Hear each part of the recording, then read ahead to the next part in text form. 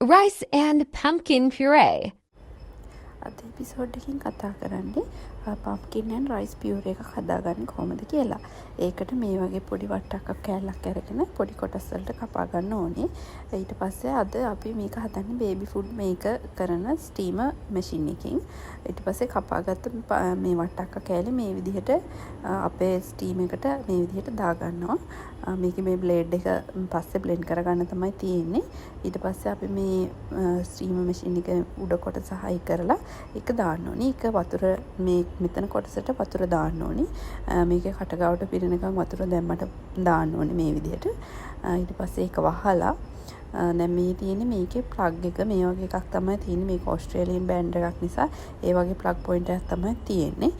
මේක ඇවෙන්ට් එකේ baby food මේක ස්ටීමර් ඇන්ඩ් ග්‍රයින්ඩර් මැෂින් එක.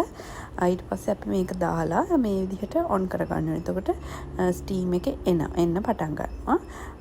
මේ තියෙන වලට පේන දැන් ටික වෙලාවක් ගියට පස්සේ ස්ටීම් එක එන හැටි හොඳට ස්ටීම් එකකින් ඒ අපේ ගත්ත වට්ටක්ක ටික හොඳට තඹ ගන්න ඕනේ. ඒ අතරේ මේකට අපි එකතු කරන්න ඕනේ කලින් හදාගත්ත බෙරි බතයි පරිප්පු ටික. දැන් මේ විදිහට ඒ බතත් සුවඳල් හාලේ බත් එකත් ඉදීගෙන එනවා.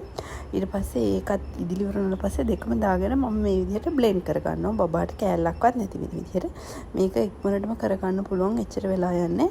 ඔයාලට පේනවා දැන් හොඳට මේක බ්ලෙන්ඩින් ඔප්ෂන් එකට දැම්මට පස්සේ හොඳට බ්ලෙන්ඩ්ලා කෑලි නැතුව බබාට කන්න පුළුවන් තලපයක් ගන්නට හොඳට හැදිලා එනවා.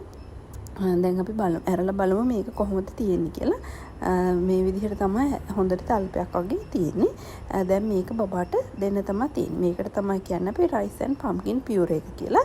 බැලුවට බොහොම ස්තුතියි. ඊළඟ එපිසෝඩ් එකේදී හම්බ වෙමු.